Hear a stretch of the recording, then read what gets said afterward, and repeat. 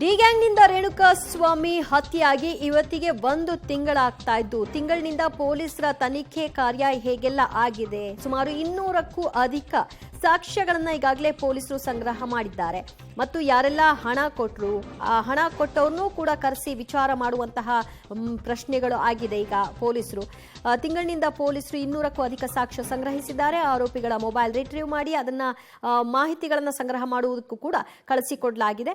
ಇನ್ನುಳಿದಂತೆ ಕೇಸ್ನಲ್ಲಿ ಪ್ರತ್ಯಕ್ಷ ಪರೋಕ್ಷವಾಗಿ ಯಾರೆಲ್ಲ ಸಹಕಾರ ಕೊಟ್ಟರು ಅವರ ವಿಚಾರಣೆಯನ್ನು ಕೂಡ ನಡೆಸಿದ್ದಾರೆ. ಹಣ ಕೊಟ್ಟಂತಹ ಮೋಹನ್ ರಾಜ್ ಇರಬಹುದು, ಡೆವಿಲ್ ಸಿನಿಮಾದ ನಿರ್ಮಾಪಕ ಕಮ್ಮ ನಿರ್ದೇಶಕ ಮಿಲನ್ನ ಪ್ರಕಾಶ್ ಅವರನ್ನಿರಬಹುದು, ಇವರೆಲ್ಲರನ್ನು ಕರೆಸಿ ವಿಚಾರಣೆ ಮಾಡಲಾಗಿದೆ.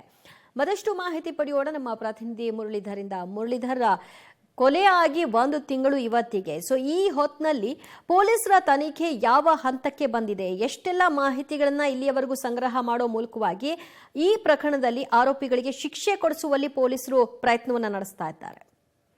ದಿವ್ಯ, ಈ ಪ್ರಕರಣಕ್ಕೆ ಸಂಬಂಧಪಟ್ಟಂತೆ ಸಾಕಷ್ಟು ಸಾಕ್ಷ್ಯಾಧಾರಗಳನ್ನ ಕಲೆ ಹಾಕ್ಲಿಕ್ಕೆ ಪೊಲೀಸರು ಕೂಡ ಸಾಕಷ್ಟು ಪ್ರಯತ್ನಗಳನ್ನ ಮಾಡ್ತಾ ಇರೋಂಥದ್ದು. ಅಂದ್ರೆ ರೇಣುಕಾಸ್ವಾಮಿಯನ್ನ ಕಳೆದ ಜೂನ್ 8ನೇ ತಾರೀಕು ಚಿತ್ರದುರ್ಗದಿಂದ ಅಪಹರಣ ಮಾಡಿ ಅದಾದ ನಂತರ ಕರ್ಕೊಂಡು ಬಂದು ಶೆಡ್ ನಲ್ಲಿ ಹೊಡೆದು ಆತನನ್ನ ಹತ್ಯೆಯನ್ನ ಮಾಡಲಾಗಿತ್ತು.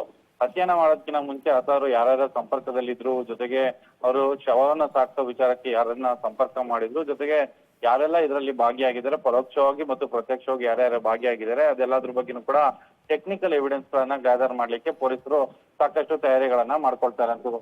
ಈಗಾಗಲೇ ಏನು ITDR ಅಂತ ಏನ್ ಹೇಳ್ತಾರೆ, ಅಂದ್ರೆ ಯಾವ್ದಾದ್ರು ಒಂದು ಮೊಬೈಲ್ ನಲ್ಲಿ ಇಂಟರ್ನೆಟ್ ನ ಬಳಕೆ ಮಾಡೋ ಸಂದರ್ಭದಲ್ಲಿ ಅವರು ಯಾರ ಜೊತೆಯಲ್ಲಿ ವಾಟ್ಸ್ಆಪ್ ಕಾಲ್ ಇರ್ಬೋದು, ಇನ್ಸ್ಟಾಗ್ರಾಮ್ ನಿಂದ ಕಾಲ್ ಇರ್ಬೋದು, ಅಥವಾ ವಾಯ್ಸ್ ಮೆಸೇಜಸ್ ಇರ್ಬೋದು, ಅಥವಾ ಮೆಸೆಂಜರ್ ಗಳ ಮೂಲಕ ಮಾತಾಡಿರುವಂತದ್ದು, ಇವು ಎಲ್ಲದ್ರ ಬಗ್ಗೆನೂ ಕೂಡ ಮಾಹಿತಿ ಕಲೆ ಅಂತ ಪ್ರಯತ್ನಗಳನ್ನ ಮಾಡ್ತಾ ಇರೋಂಥದ್ದು. ದಿವ್ಯಾ, ಥ್ಯಾಂಕ್ ಯು ಮುರಳಿ ನಿಮ್ಮೆಲ್ಲ ಮಾಹಿತಿಗೆ.